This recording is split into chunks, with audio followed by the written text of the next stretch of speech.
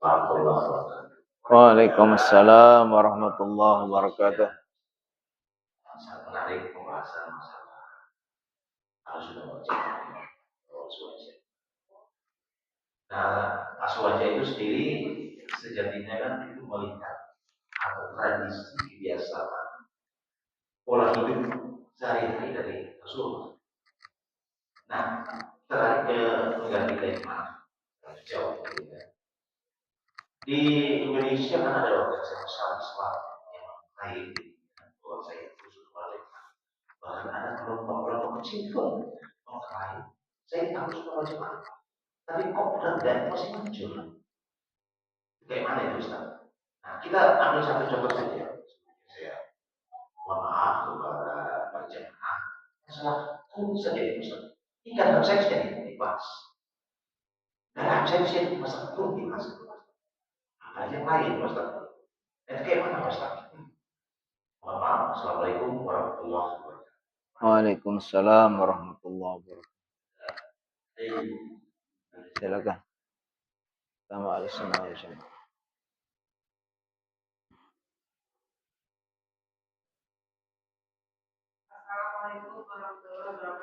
Waalaikumsalam warahmatullahi wabarakatuh. Monggo.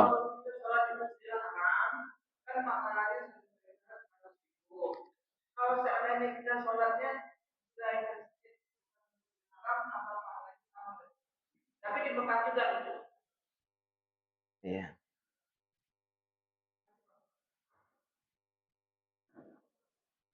Cukup? Ada satu lagi. Silakan.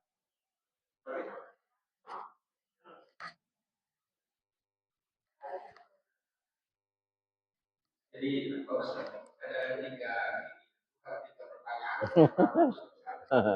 Yang pertama itu assalamualaikum warahmatullahi wabarakatuh. Waalaikumsalam warahmatullahi wabarakatuh.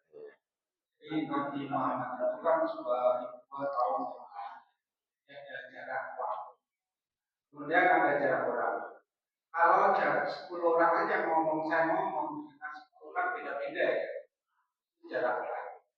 Nah, kalau jarak waktu ribuan tahun yang lalu, apakah orang lihat Kino terus kira jadi kita sama Kino? Itu kan belum tentu. Apakah Nabi Muhammad itu kalau makan pakai sendok itu dosa? Belum tentu juga. Kita kan tidak ada tahu. Jadi terus yang kedua, ini terkait dengan maksud hati. Sama Pak Ustadz tadi bilang, ini saya tadi pakainya pengen dulu, karena lupa seperti ini. Jadi terus Pak Ustadz tadi bilang bahwa ini bid'ah, apa ini nggak benar. Ada 2 hal kondisi. Seorang terlalu senang sama sesuatu. Terus yang ketiga ini seseorang terlalu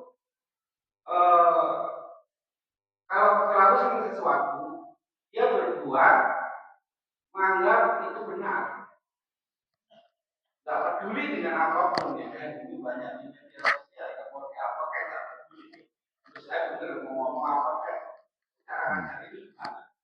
Kemudian yang ketiga ini terkait dengan sifat manusia itu, apalagi ini bulan-bulan kalau di Jawa ini bulan yang bulan Suro. Apa itu pasangan itu? Oh, gimana?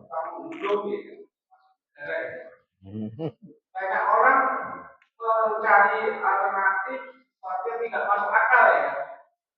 Ke gunung, terus kemudian dapat inspirasi, dapat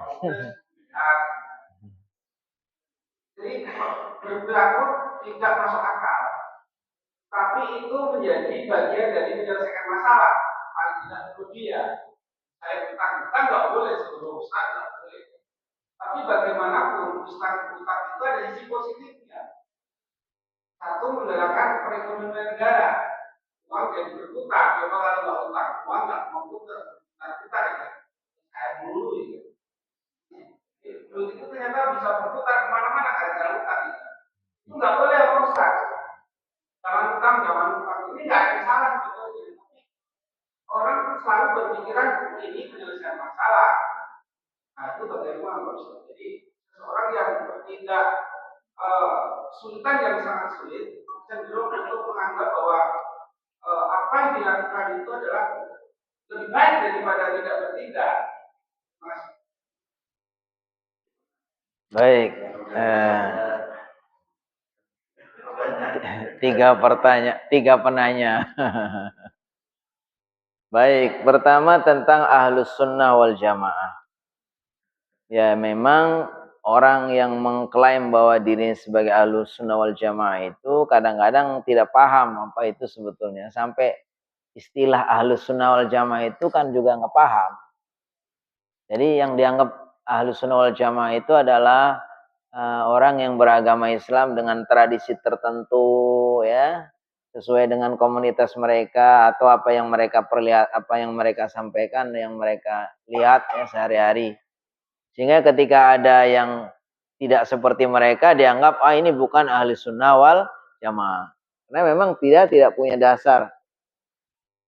Sebenarnya ahlu sunnah ini kalau dilihat dari sisi bahasa saja, ahlu itu ya orang ahli, dalam artian orang yang mencintai, yang mengamalkan, yang memahami. Sunnah itu apa? Ya sunnah. Sunnah itu apa-apa yang didapatkan dari baginda Nabi SAW, baik itu perkataannya, perbuatannya, kemudian persetujuannya, itu namanya sunnah. Sunnah huwa ma udhifa ilan nabi min qaulin aw fi'lin aw taqririn aw sifatin khalqiyah wa khuluqiyah. Sunnah itu adalah apa-apa yang didapatkan dari baginda Nabi, baik perkataan, perbuatan, atau pembenaran, baik yang sifatnya khalqiyah, yaitu ciptaan dalam diri beliau, maupun khuluqiyah atau perilaku beliau. Itu dalam sunnah. Sehingga orang ahli sunnah itu adalah orang yang selalu berkomitmen dengan apa yang dikatakan Nabi, yang dilakukan Nabi, yang dibenarkan oleh Nabi. Itu asalnya. Jadi orang-orang yang betul-betul konsen, sungguh-sungguh bagaimana berupaya untuk konsisten dengan apa yang dikatakan Nabi, atau dengan Quran dan hadis lah. Dengan kata lain, ahlus sunnah adalah orang yang selalu di dalam beragama itu merujuk kepada Al-Quran dan As-Sunnah. Itu kan. Wal jamaah artinya mereka ada dalam jamaah kelompok itu.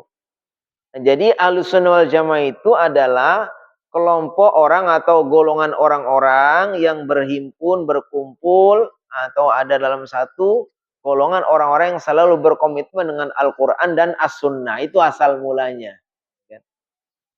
Ya, tapi tentu saja kita bicara tentang Al-Quran dan As-Sunnah atau Ahlus-Sunnah ini kemudian luas dasarnya.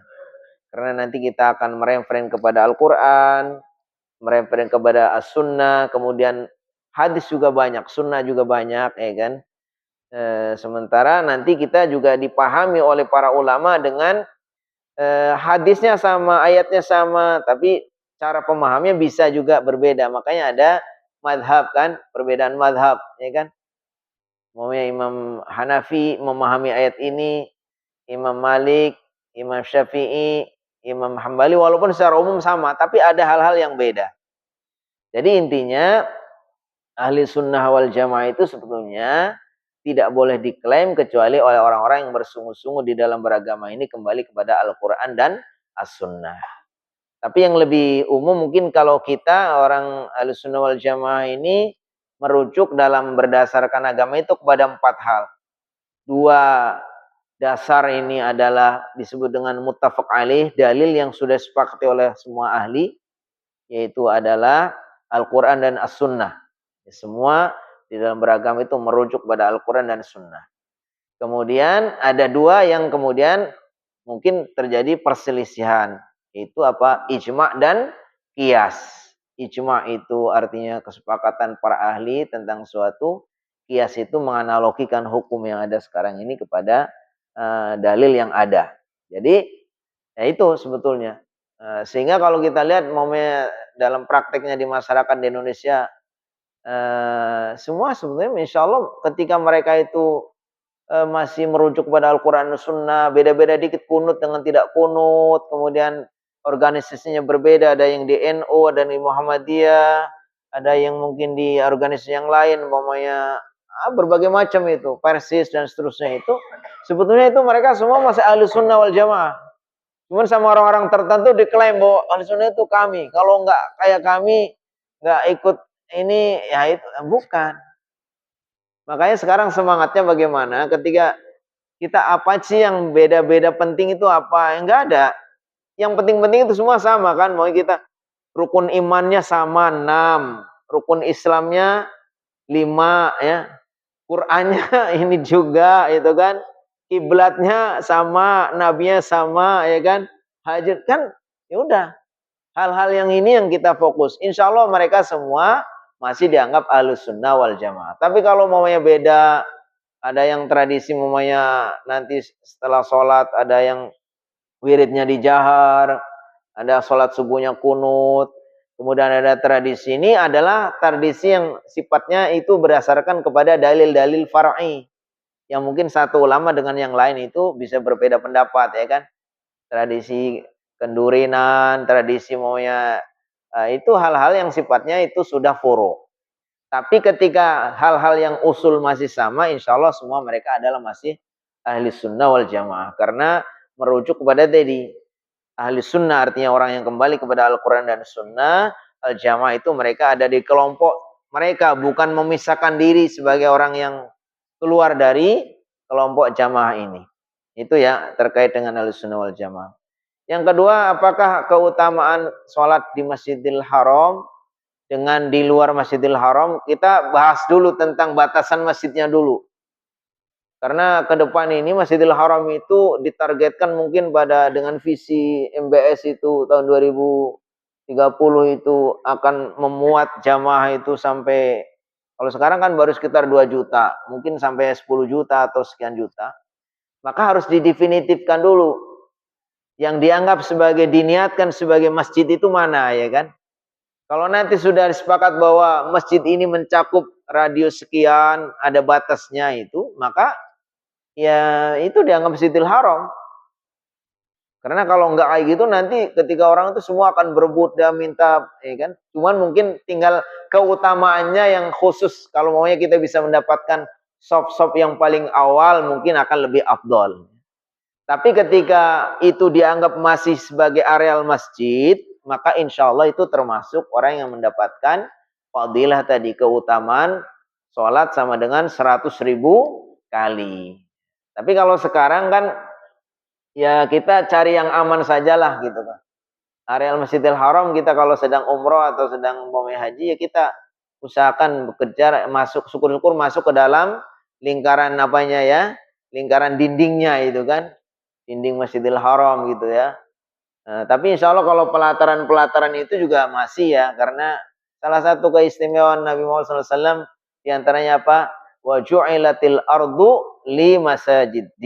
Dijadikan semua bumi itu adalah sebagai masjid. Maka ketika nanti sudah disepakati oleh pemerintah sana atau ditetapkan oleh para ahli di sana, para ulama, bahwa areal masjid ini mencakup ini, ya sudah. Sama dengan kalau kita membahas tentang areal Padang Arafah kan ada batasnya itu. Orang siapa yang boleh wukuf di sini di mana? Padang Arafah itu ada batasnya. Maka masjid juga kalau batas yang real kita sebagai orang awam yang tidak tahu penting ya, yang tidak tahu persisnya ya apa? Selagi kita masih ada di dalam areal dalam masjid, maka itu yang lebih aman. Tapi kalau kita nggak dapat di dalam masjid, kita bisa juga mendekati areal yang dekat masjid, maka insya Allah juga masih dianggap sebagai orang yang mendapatkan keutamaannya. Karena memang nanti ke depannya insya Allah itu akan meluas terus gitu ya. Mungkin kan pertokoan-pertokoan semua juga nanti akan dimasukkan ke dalam areal masjid, akan dibeli ya sama pemerintah, akan dibebaskan semua sekitarnya itu. Dulu saya tahun berapa itu saya pernah umroh itu, selesai umroh itu sudah ditunggu-tunggu karena gedungnya mau digusur. Tahun berapa itu? Karena saya di hotel apa itu, sudah dikasih tahu bahwa ini selesai disewa untuk para jamaah itu mau segera dibongkar sama pemerintah Arab Saudi. Ini dalam rangka untuk pengembangan. Jadi insya Allah ini kalau kita yakini atau sudah disepakati itu sebagai areal dari Masjidil Haram, Walaupun radiusnya berapa itu, maka insya Allah masih mendapatkan keutamaan di Masjidil Haram, atau mendapatkan keutamaan sholat 100.000 kali. Tapi jangan dipahami karena sudah sholat di situ kemudian di rumah nggak mau sholat lagi. Ya kan, ini yang salah ya kan. Bahkan udah 100.000 kali ngapain gitu kan. Habis itu habis pulang umroh nggak sholat lagi gitu ya. Masih belum masih cukup tergantikan. Berikutnya terkait dengan ini ada namanya, makanya kita mempelajari hadis. Jadi Al-Quran dan As-Sunnah ini adalah salah satu cara untuk apa? Menjaga as-shalah atau kebenaran agama ini. Ya kan? Dan Allah SWT berfirman, Inna nahnu nazzalna dzikra wa inna lahu lahafidun. Dan Allah bersabda, Allah berfirman, sungguhnya kami menurunkan Al-Quran dan kami akan menjaganya. Salah satu cara untuk menjaga keaslian Al-Quran dan As-Sunnah itu ya sudah ada para ulama. Allah ciptakan orang-orang tertentu. Kayak Abu Hurairah ini Allah kasih berikan ingatan yang sangat kuat. Sehingga ketika baginda SAW, dan dia selalu mulazamah, selalu dekat dengan Nabi, sehingga apa yang dilakukan Nabi, apa yang dikatakan Nabi, dia rekam dan seterusnya. Ada para sahabat yang lain juga begitu. Banyak meriwayatkan hadis. Nah, hadis-hadis ini diingat sama mereka. Kemudian ada juga nanti setelah pada masanya itu ditulis. Di awal-awal itu nggak ada orang nulis hadis. Tapi yang ditulis adalah ayat.